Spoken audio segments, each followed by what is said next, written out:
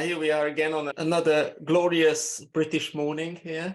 I don't know, it's probably this very similar weather to you as well. 29th of March, what do you expect? Yeah, exactly. The equinox was a couple of days ago, well, last week actually. So officially we are in spring. But yeah, we are in spring, yes.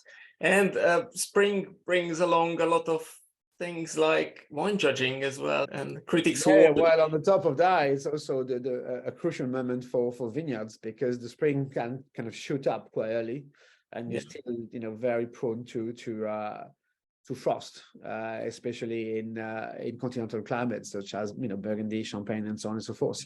So it's a critical time for potentially for the harvest of 2023 in the northern hemisphere, at least. The southern hemisphere is just kind of starting slash. Some have started, some will start soon, and some will finish soon already. They harvest 2023. It's always,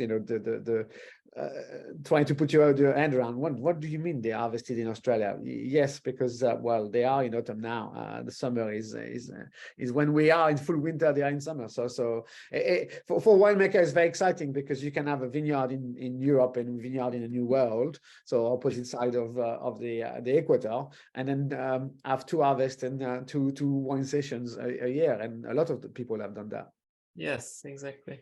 And then once your wine is ready, obviously, you, or most winemakers actually, send them into sort of competitions and judging and wine critics to tell them their opinion. And I just wanted to very briefly talk about this subject, because I find it fascinating. I don't do wine judging, but nowadays, everyone with the rise of social media and everything, everyone seems to be a wine judge, and oh, you're getting me started. yes, but yeah, it's just I think it's just important to see that all these awards and scores and everything come up on the bottles, come up on the websites, and for example, Perfect Cellar states when a wine is 90 plus points. We state when there is an award with that wine.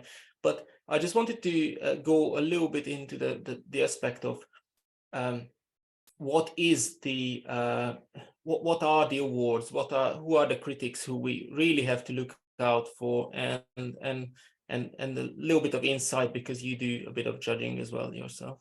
Yeah, I do quite a fair bit of judging. I think the paramount aspect of judging is that you don't judge a wine by its label. So what I'm trying to say here is that when we do judging, when I do judging, and most of the judgments I do via decanters and so on, it's always blind. Yeah. So you're given a topic, so white wine from Spain, for example. Yeah. And then you taste by flight of 10 or 12 wines. And so when I say you judge, you give a full organoleptic description of what you get and where would you put it, and a sort of scoring out of 10. Usually we don't do the 100 points, even though I think the 100 points is probably much more accurate, because you've got a bit more maneuver between, for example, 90 and 100, whereas 1 to 10, well, between 9 and 10, I mean, 9.2 doesn't really mean anything. Yeah.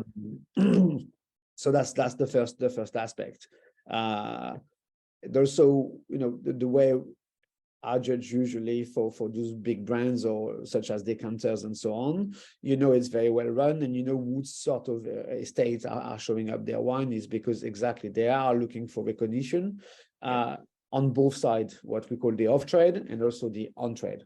And that's why I do also a lot of on-trade judging, like the Sommelier Award and so on, because those are the wines that are looking for place onto wine lists, because they believe, at least the winery, the winemaker believe that they are sort of an archetype of what the region is about, the grape variety is about, and they're probably leading or doing something that is very, very positive out there.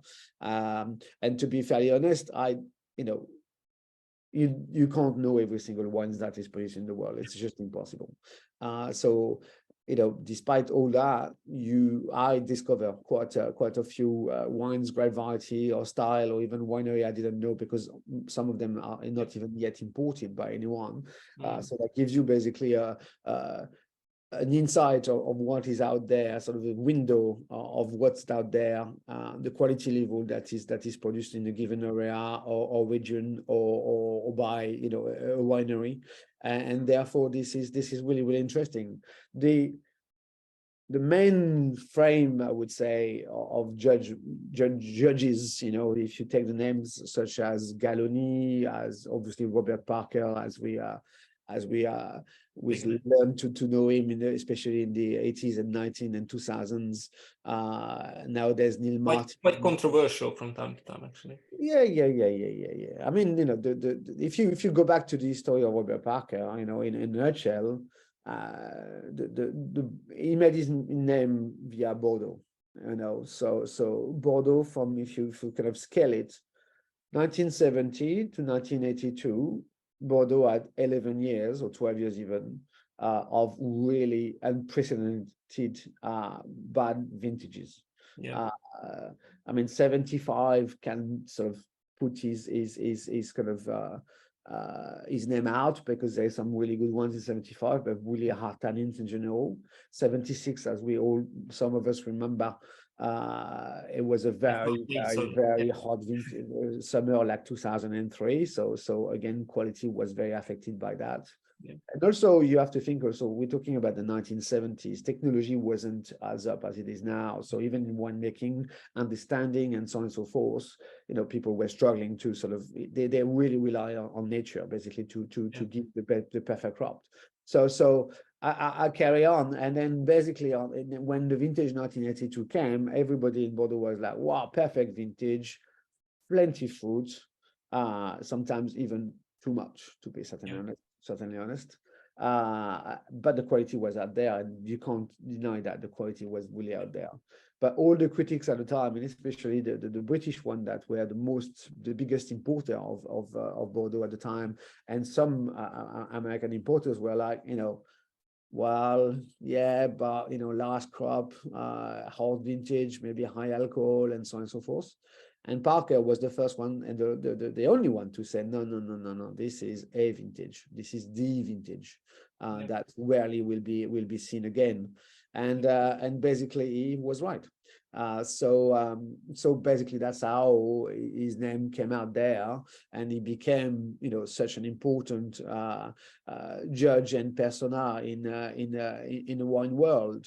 Controversial because again, in the 90s especially, and especially in Bordeaux, because that's really where his name was. He really was the weatherman. And when I say by the weatherman, he would really create or destroy an estate. So wines were almost tailored to Parker. Parker liked Merlot, super ripe Merlot. Parker liked a lot of oak, and so on and so forth. So those wines, and even to the extent where the samples that were sent to Parker for him to test and assess were specifically designed. So one barrel or one small barrel was basically the Parker tasting. This is obviously something that wasn't really put out there in the open field, but we all know that was the sort of case. And today, when you taste some of the wines that Parker gave large scoring, sometimes you wonder where you got that from, because as much as oak is or super extraction or super ripeness gives a definition to the wines, in the long term it doesn't mean that it's actually a good thing. It's like everything. If you overdo something, eventually it shows, and the balance get a little bit out of frame. So this is I mean, at least my story of Parker and my views. So Parker's obviously one spectator, blah blah blah blah. Then again, more controversy. So now you don't really talk about him that much, and his scoring is not as important, even though he went to Burgundy. He obviously discovered the Rhone and so on and so forth. So again, for a certain type, and that is for me more the sort of fine wine and super fine wine. That's where people are sort of looking for, when you spend that sort of money in a bottle of wine, let's talk about, £100, £150, you want to make sure that you don't, you don't buying something that is not worth it. Yes. So obviously, if you see £150 bottle of wines at £95 Parker, it also sort of makes sense, but it goes both ways. In terms that if Parker put 95 points, the guy's not going to say, Other well, than the price say goes up, yes. I'm just going to say it for more because I can.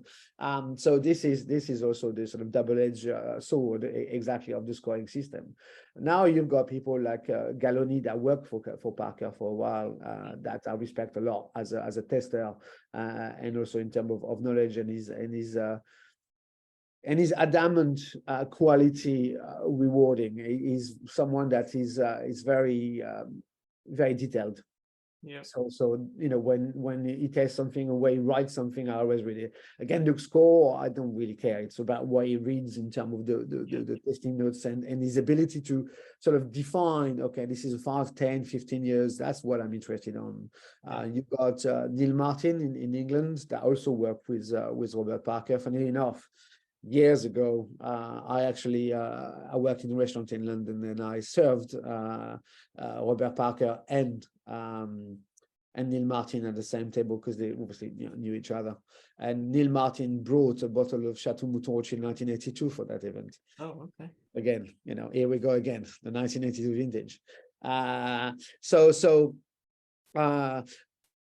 Off the sort of beaten track, you've got people like Tim Atkin, Master of Wine, that again as a report from Piedmont, South Africa, Rioja, Argentina, and is one of those. He's very big in the Spanish-speaking world, I would say. No, he's a very, very, very well respected, but I mean, and so be it. And it's definitely. I mean, I know Tim personally, and I do have a lot of respect for him because for the same reason that he's very impartial, and he's a great tester, and he looks at the larger picture, not just who is behind, who is sort of paying for his trips and so on and so forth. He's really assessing the quality of the wines, and sometimes comes up with things that you've never heard of again, and that's very, very interesting, and very positive for the small estates that do not especially have the marketing team or the marketing budget as to get out there. So this is the positive side of scoring as such, but as much as I respect it because it's something that is important for the consumer. In terms of on-trade sommelier, I don't really follow it. I test the wines, I assess the wines, I obviously see quality / pricing, and does it fit into my wine list, and will it be able to be sold with restaurant markup? I'm afraid this is the truth. We do markup because we have to pay the staff, the electricity, and so on and so forth. And the message is gone. Yes, exactly. But that's exactly the point. So you obviously, as a master sommelier, actually responsible for, well, now 2 Michelin stars you have. I think I just read the Michelin. One in each. So the two places. One is 20 years old now this year, and the other one is 12 years. So very happy with that. It's a great achievement. I agree. So congratulations on that, but and for the team, and also I just wanted to say that you, as a master sommelier who is responsible for a very big, well-established restaurant group, you gonna go for the scores and the awards from a very different view from an average consumer view, because obviously, if somebody is not really into wine, but they really want to sort of get to know the wine and learn a little bit about it, they often start their journey with looking at the bottles with the awards on it, and they decide whether it's a good wine or not, even before they taste the wine. And I think that's, for me, that sometimes is a very dangerous sort of territory. And I think the award category has to bear some sort of, they have to be somehow responsible for what they giving out. Obviously, There's so many parameters, when you judge a wine as such. I mean, not going too much into details, but what time is it? What are the conditions? Yeah. Type of glasses you're using, and I really insist on that because it's really, really important. I know you are big on glasses. Yes, I'm huge. I mean, I'm just very. I mean, specific. it's a very, very important tool for wine judging. And as I was saying, also, how long has the wine been open for? Because that's also another element that gives you sort of a perspective.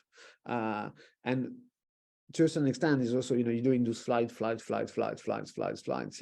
But you also do not assess the wine with food. And food will dramatically change, Change the wine, yes. the structure and so on and so forth. Some wines will, work very well with one type of food, and some other with another type of food. So all those elements, especially given the restaurant industry and the restaurant side, you come to a restaurant, you don't know what you're going to order. That's the beauty of restaurants. You go, you kind of, wow, okay, what's today?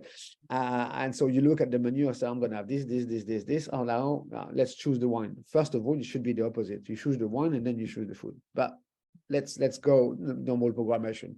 Yeah. And so you're having your food and you say, okay, I'm going to have something that is suitable. So you call your sommelier or you look at the wine list. And then you're like, oh, I like, I don't know, I'm going to go Bordeaux, I'm going to go Saint-Julien, Léoville Barton, whatever, or whatever other wines. Now, the sommelier say, okay, lovely, thank you very much. Yeah, that will fit or not, or whatever the conversation is about. You run to the cellar, as a sommelier, you run to the cellar, you get a bottle of wine, you run to the table back, you present the bottle, you open it.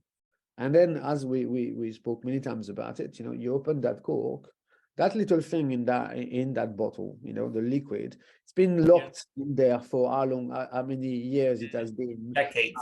According to the vintage that is written on the label, which means that, some of the ones are a bit like me, very grumpy, and they will take probably an hour or two to develop. So your first sense might be, oh, well, it's not actually as I was expecting. But no, of course not. It's not, because it's like everything. It needs a bit of air. It needs a bit of time, to shine. So that has to be taken in consideration. That's what I always say to people, our guests that are wanting to drink super fine wine, aged wine, and so on. I say, if you're going to go for those bottles, give us a call 2 hours, 3 hours before you come. And know that you're coming, and then we know you, so we trust you, because that's another aspect. And I will get the wine opened, at least open, test it, because also if there's an issue, I can change it, open another one straight away. So when you come, the wine is already shining, singing. And that's the thing that with even though we got tools like decanters, larger glasses, and so on and so forth.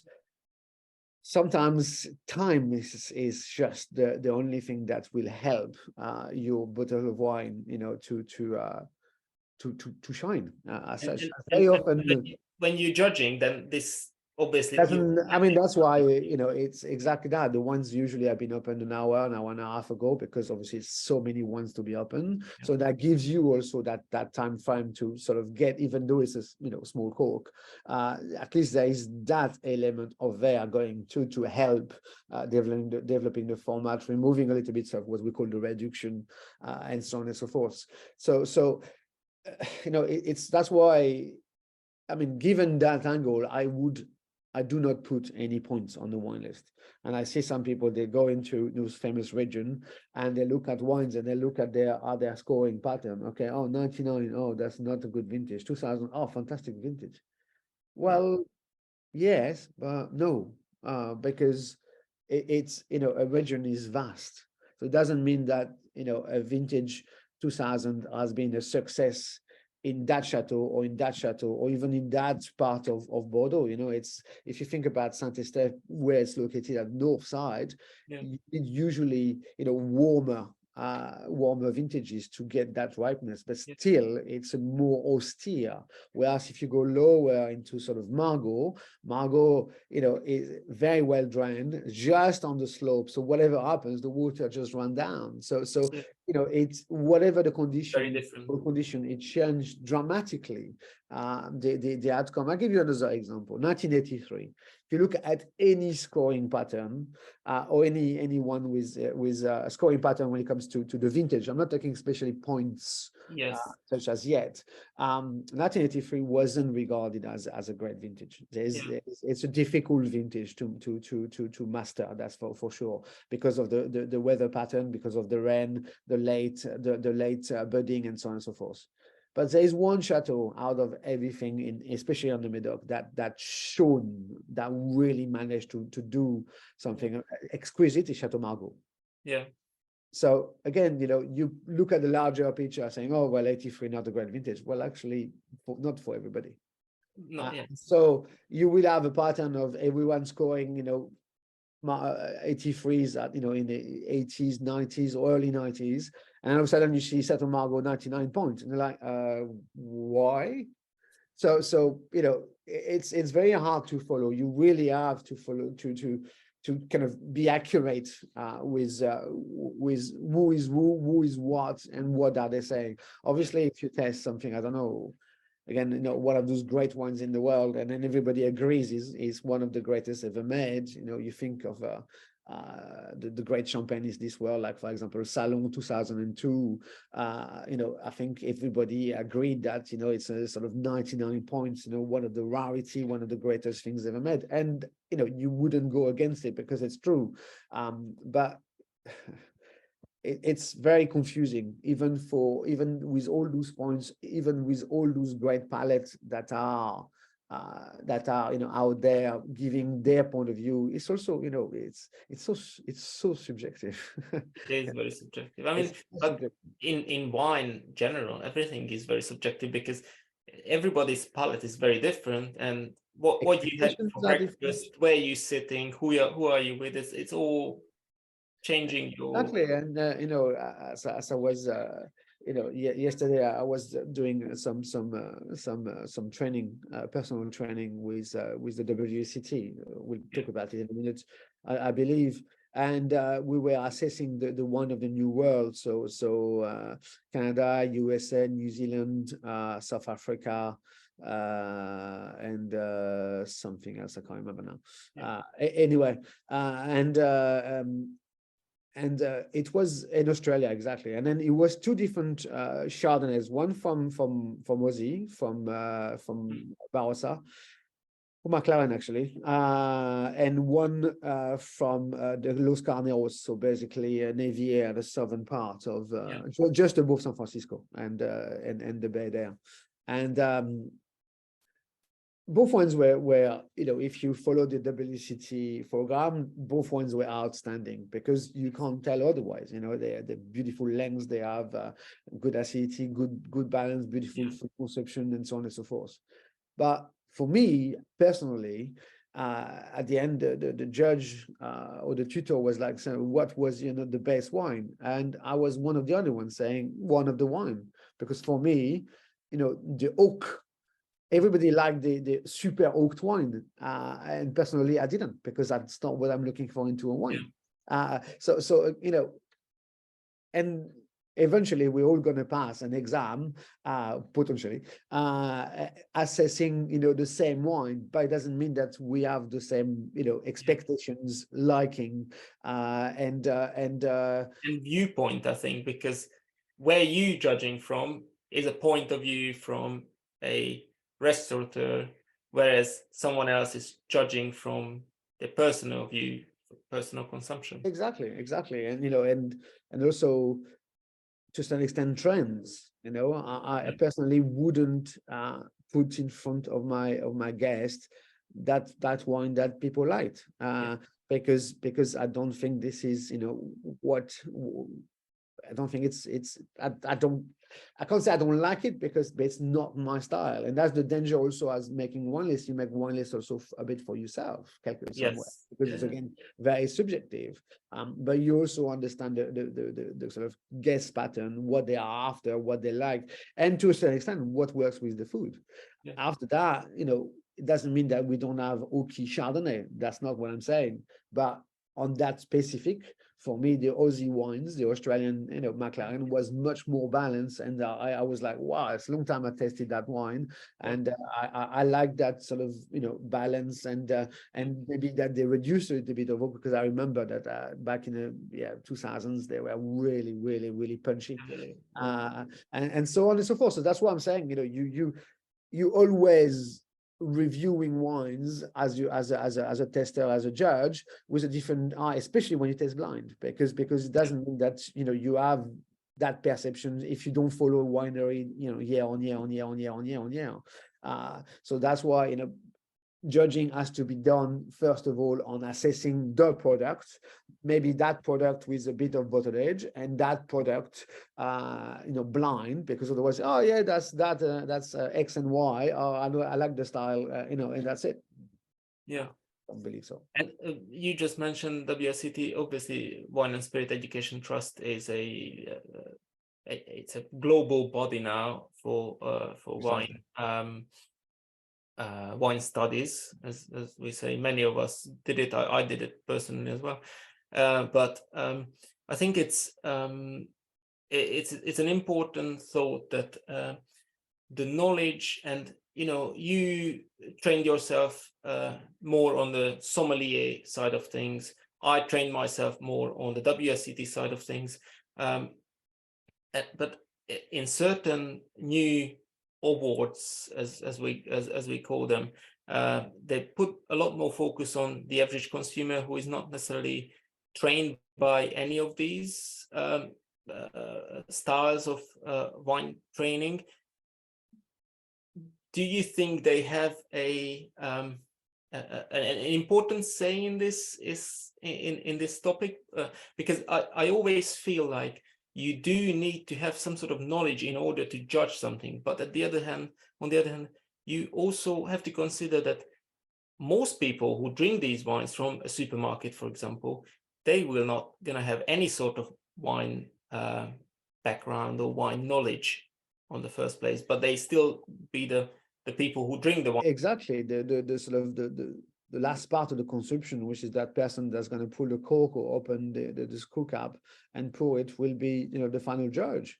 And that's something that needs to be taken in consideration. But more importantly, I think, is that whomever decides to put an award or a medal or a point scoring needs to also understand that it's as the one is made in a way with a philosophy.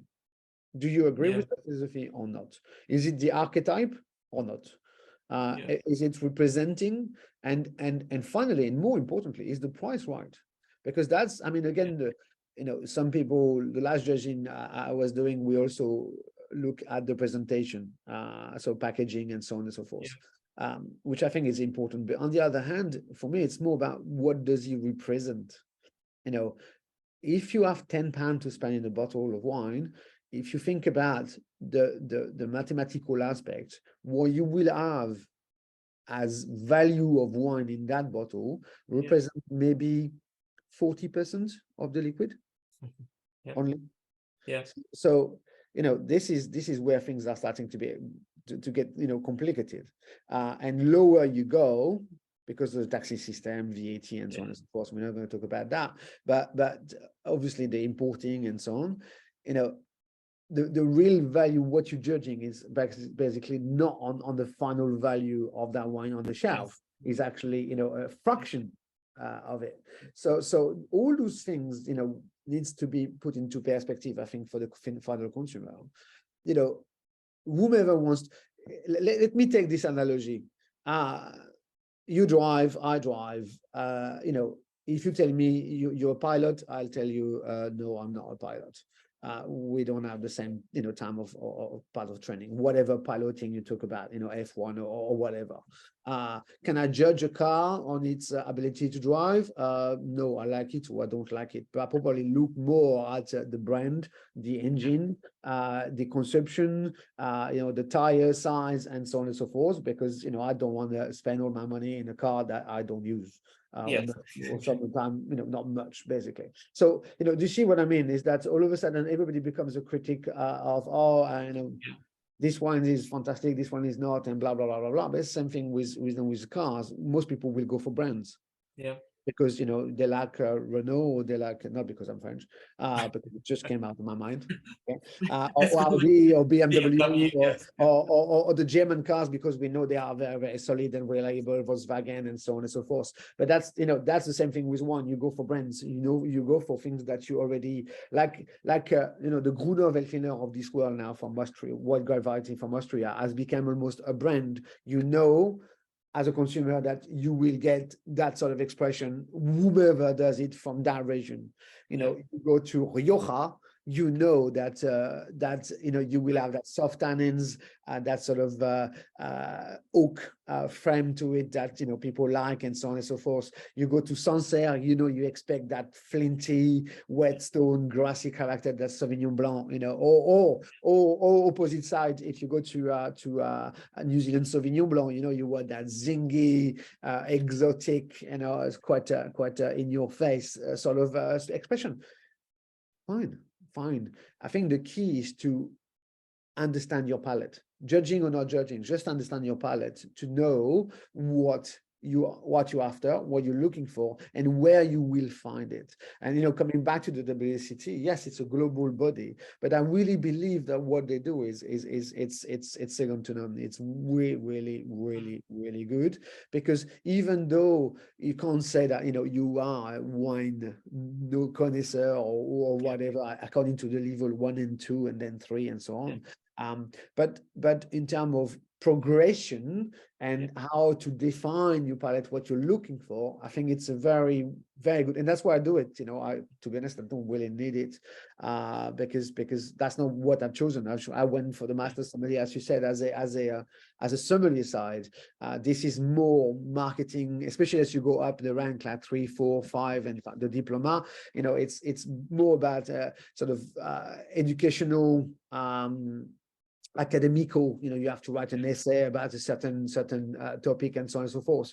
I'm not academical, so I'm not quite sure I will go as far as the diploma, but I like to understand the progression from 0 to let's say 60%, how you develop those skills, and what are what are they doing to sort of give that spectrum to consumer. And that's why I would, whomever reads and listen to us, if you have a bit of money, because it's quite expensive, or you can get it supported by your company or so on, do it, because it's really, really interesting, especially if you like wine.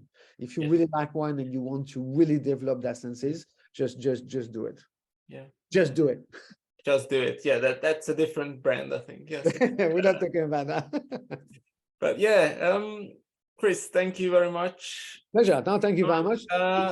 We covered a fair ground. I think we can conclude that scores and points and awards are important, but we have to view them with a subjective eye, as everyone is, or every wine is subjective. Again, it's like I always use them as guidance rather than anything else. You have to take it with a pinch of salt. You like everything, you just kind of, okay, that's a very good award.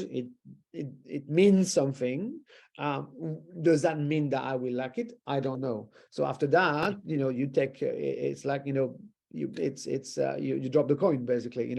The last part I wanted to add on that, it's the scoring system is also very, interesting and nowadays used a lot for the commodity that wine became.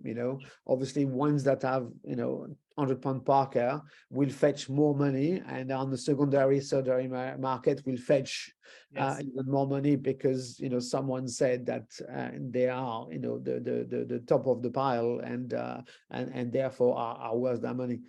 Again, for me, it's one is not a commodity, so I've got a problem with that scoring point. But on the other hand, it's good for everyone to realize that yes, there is wines in this world that cost hundreds of thousands of pounds or hundreds of pounds, that's to start with, and because that's always a question: is it worth it? It's a bottle of wine, it's grape that has been fermented. At the end of the day, is it?